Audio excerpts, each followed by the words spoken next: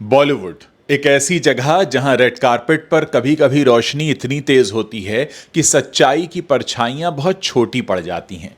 जहां इंस्टाग्राम पर करोड़ों की मुस्कानें हैं पर बैंक अकाउंट में कभी कभी सन्नाटा पसरा रहता है। आज बात एक ऐसे केस की जिसने सिर्फ एक कलाकार नहीं बल्कि पूरी इंडस्ट्री के चमकीले चेहरे पर एक काला निशान लगा दिया है। राजपाल यादव, वो चेहरा जिसने लाखों लोगों को हंसाया, वो आवाज़ जो स्क्रीन पर आते ही माहौल हल्का कर देती थी। छोटे कद का बड़ा कलाकार, लेकिन अदालत की सीढ़ियों पर खड़ा वही कलाकार। जब कर्जे, नोटिस और कानूनी विवादों के बीच घिरा दिखा तो सवाल सिर्फ एक आदमी का नहीं था। सवाल था, क्या बॉलीवुड की चमक असली है या उधार की है। जब कोर्ट में नाम पुकारा गया राजपाल यादव का, तो यह सिर्फ एक केस नहीं था, ये उस भ्रम का एक आईना था जिसे हम स्टार लाइफ कहकर पूछते हैं। करोड़ों की फिल्में, लग्जरी कारें, विदेशी लोकेशन, महंगे कपड़े, लेकिन सच, बहुत बार ये सब जो सच है वो ईएमआई, लोन, एडवांस पेमेंट और उधार की सांसों पर टिका होता है। बॉलीवुड का जो बिजनेस मॉडल है वो बाहर से सोने जैसा चमकीला दिखता है, लेकिन अंदर से कांच जैसा नाजुक है। बॉलीवुड एक इंडस्ट्री नहीं, एक सपना है। पर यह सपना चलता कैसे है? एडवांस पेमेंट पर लाइफस्टाइल चलता है, फिल्में साइन होती हैं, पैसा आता है, अगर अगली फिल्म फ्लॉप हुई तो पैसा चला भी जाता है। इमेज बनाए रखने का दबाव होता है, अगर आप स्टार हैं तो कार भी स्टार जैसी होनी चाहिए, घर भी सी फेसिंग होना चाहिए, पार्टी जाना है तो ब्रांडेड कपड़े चाहिए, इनकम आपकी अनस्टेबल रहती है, हर महीने सैलरी नहीं आती। एक फिल्म हिट हुई आप राजा, दो फ्लॉप हुई तो आप फकीर बन जाते हैं। बॉलीवुड में एक अजीब सा नियम है, यहां कमजोरी दिखाना मना है। अगर कोई अभिनेता आर्थिक संकट में है भी तो भी वो इंस्टाग्राम पे ये दिखाएगा नहीं। वो मुस्कुराएगा, फोटो डालेगा, इवेंट में जाएगा, शो ऑफ करेगा। ये शो ऑफ का बिजनेस है, शोबिज है, क्योंकि इंडस्ट्री में कमजोर की वैल्यू गिर जाती है। राजपाल यादव का केस यही बता कर गया, यहां हर मुस्कान के पीछे एक कहानी हो सकती है। करोड़ों की बातें होती हैं पर असली खेल क्या है, चलिए आपको बताते हैं। मान लीजिए किसी फिल्म ने 100 करोड़ रुपए कमा लिए, तो क्या उस फिल्म का हर कलाकार 100 करोड़ रुपए कमा जाता है? जी नहीं। उसमें प्रोड्यूसर का हिस्सा होता है, डिस्ट्रीब्यूटर का हिस्सा होता है, मार्केटिंग का खर्चा होता है, थिएटर वालों का शेयर होता है, और आखिर में जो बचता है वो भी टैक्स और खर्चों में बढ़ जाता है। और अगर फिल्म फ्लॉप होती है तो आप अंदाजा लगा लीजिए कि सारा का सारा पैसा डूब जाता है। राजपाल यादव के साथ भी यही हुआ। सपनों का शहर मुंबई को कहते हैं, लेकिन ये कर्ज का मकड़ जाल भी है। मुंबई में रहना बहुत महंगा है, और अगर आप फिल्मी दुनिया में हैं तो खर्च दुगना, 3 गुना, 10 गुना भी हो सकता है। आपके पीआर एजेंट्स होते हैं, मैनेजर होते हैं, स्टाइलिस्ट होते हैं, जिम ट्रेनर होते हैं, सोशल मीडिया टीम आपको मेंटेन करनी होती है, और ये सब ज़रूरी हो जाता है ताकि आपकी इमेज बनी रहे। उस इमेज से ही तो पैसा आ रहा है। इमेज जिसे आप बेचते हैं, कभी टिकट के रूप में, कभी ब्रांड डील के रूप में। असली कमाई कितनी होती है उससे कहीं ज्यादा तो असल में दिखावा होता है। राजपाल यादव जैसे कई कलाकार जो स्टार तो हैं पर सुपरस्टार नहीं है, उनकी कमाई अनियमित होती है। एक साल में 4-5 फिल्में कर ली, किसी किसी साल एक भी फिल्म नहीं आई, लेकिन खर्चा तो नहीं रुकता, हर रोज खर्चा होता है। फिर एक अलग तरह का मानसिक दबाव रहता है। यहां बात सिर्फ पैसे की नहीं होती। जब कोई अभिनेता कानूनी विवाद में फंसता है तो मीडिया उसे फेलियर का उस पर एक ठप्पा लगा देता है, लेकिन कोई ये नहीं पूछता कि क्या इंडस्ट्री का ढांचा ही ऐसा है जहां गिरना आसान है और संभलना बहुत मुश्किल है। और अगर आपके ऊपर एक बार फेलियर का ठप्पा लग गया तो फिर तो आपको ऊपर वाला ही बचाए। बॉलीवुड का काला सच यह है कि यहां उधार की शान है, इमेज का बोझ है, अनिश्चित करियर है, फ्लॉप का डर है, मीडिया ट्रायल की तलवार हर वक्त लटकी रहती है। राजपाल यादव का मामला सिर्फ एक केस नहीं है, ये बल्कि पूरे के पूरे सिस्टम की एक कहानी है। पर इस कहानी का एक और दोस्तों पहलू भी है। हर कलाकार यहाँ करोड़ों में नहीं खेलता। बहुत से लोग संघर्ष में जीते हैं, किराया भरते हैं, ऑडिशंस रोज देते हैं और उम्मीद पर टिके रहते हैं। बॉलीवुड में सिर्फ स्टार नहीं है, यहाँ एक तरह से ये सपनों का बाजार है।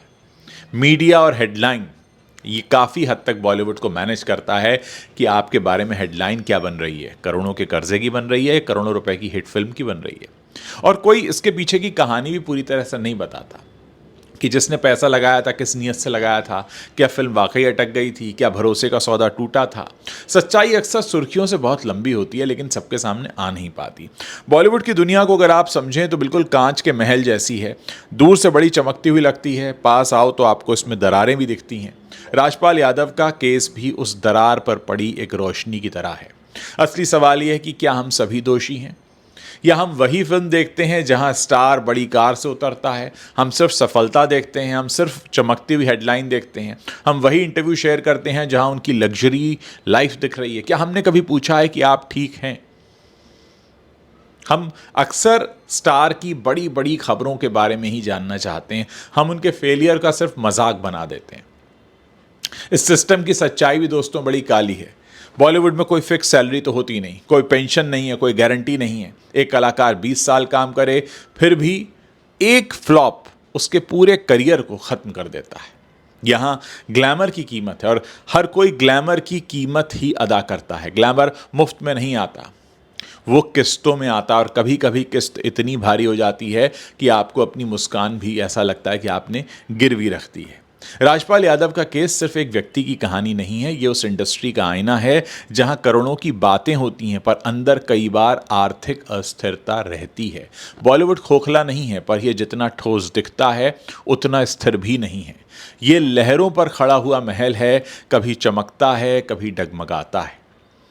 दोस्तों, हमने कुछ समय पहले ये भी देखा कि हमारे देश के कॉमेडियन जो थे वो किडनैप हो गए थे, क्योंकि किडनैपर्स को लगा कि उनके पास इतना पैसा तो होगा ही, क्योंकि बॉलीवुड में रोशनी बहुत है और हर रोशनी के पीछे एक जनरेटर भी होता है। जब वो जनरेटर बंद हो जाता है तो सच अंधेरे में नहीं बल्कि स्पॉटलाइट में आके खड़ा हो जाता है और फिर आपको इसके पीछे की काली सच्चाई दिखाई देती है। छोटे शहरों में रहने वाले बहुत से मेरे भी अपने मित्र हैं, वो ये सोचते हैं कि अगर आप फिल्म इंडस्ट्री से जुड़े हैं, अगर आप स्क्रीन पर आते हैं, अगर आपका नाम है, अगर आपका नाम अखबार में छपता है, अगर आपको पूरा देश पहचानता है तो आपके पास पैसों का अंबार लगा होगा। लेकिन आपने देख लिया राजपाल यादव के केस में 9 करोड़ रुपए, कहानी शुरू हुई थी 5 करोड़ से, 5 करोड़ वो नहीं चुका पाए, उसके बाद ब्याज लगकर वो पैसा हो गया 9 करोड़ और अंततः उन्हें जेल जाना पड़ा। और उनके जेल जाने के बाद लोगों ने कहना शुरू किया कि हाँ, हम इनकी मदद करेंगे। यानी एक शख्स जब 9 करोड़ रुपए के लिए जेल चला जाता है, इसका मतलब ये कि उसके पास 9 करोड़ रुपए नहीं है, वरना कोई जेल क्यों ही जाएगा। सबसे बड़ी बात यह कि